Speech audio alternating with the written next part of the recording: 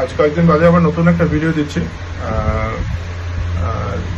Patient বাচ্চা একটি মেয়ে 3 বছর বয়স, প্রায় 1-1.5 মাস আগে আমার কাছে এসেছিল। ওকে একটু দেখিয়ে নিয়ে তারপর আমি বলছি কি সমস্যাটা ছিল। ও এই বাচ্চাটার 3 বছর বয়স, নাম হচ্ছে ত্রিনাক্ষী দাস। ও মেনলি সমস্যা যেটা নিয়ে এসেছিল আমার কাছে 26/5/26-এ কনস্টিপেশন ছিল, সিভিয়ার কনস্টিপেশন। ওর মায়ের মুখ থেকে আমি একটু শুনিনি তখন কিরকম কন্ডিশন ছিল একটু আমাকে বলুন তো। প্রচন্ড পেটে ব্যথা ছিল, বমি হয়েছিল। পেটে ব্যথা বলতে মারাত্মক পেটে ব্যথা, সামলানো যাচ্ছিল না, এতটাই পেটে ব্যথা ছিল। আর প্রচন্ড বমি হচ্ছিল। হ্যাঁ, ওকে আমার কাছে আসার আগে আপনি আরো কোনো অ্যালোপ্যাথিক ওষুধ খাইয়েছিলেন?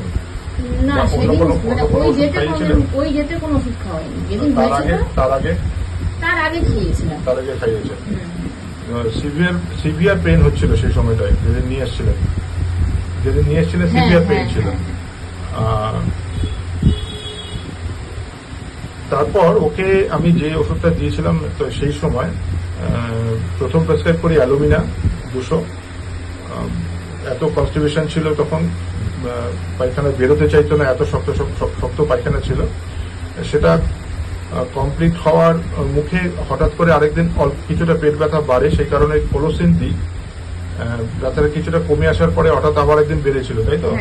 একটা কোলোসিন দিয়েছিলাম 200। তারপর 8 তারিখ 8/6 আমার কাছে যখন আসে ওর পুরো কেস স্টাডি করে যেটা দেখা গেল যে ডিম খেতে খুব ভালোবাসে, খুব ঘাম হয়, মাথায় প্রচুর ঘাম হয়, ওর চেহারাটা খুব লিন চেহারা।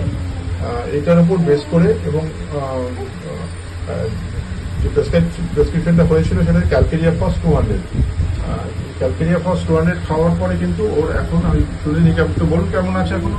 এখনো ভালো আছে, মানে আগের থেকে অনেকটাই বেটার, এখন অনেকটাই ভালো আছে, পেটে ব্যথাটা অনেকটাই কম আছে। পায়খানা এখন মোটামুটি রেগুলার করছে এবং অতটা যে কনস্টিপেশন ছিল পায়খানা ছিল সেই জিনিসটা এখন ঠিক আছে। ওকে আমি ওনাকে একটু সাজেশন দিলাম যে যাতে পায়খানা, মেয়ের একটু পায়খানা চেপে রাখার স্বভাব আছে, সেটা যেন না করে। আর মেডিসিনটা আরেকবার দিলাম, ক্যালকেরিয়া ফস 1N দিলাম আজকে 1 মাসের জন্য বললাম, তার সাথে 1,00,200 আছে।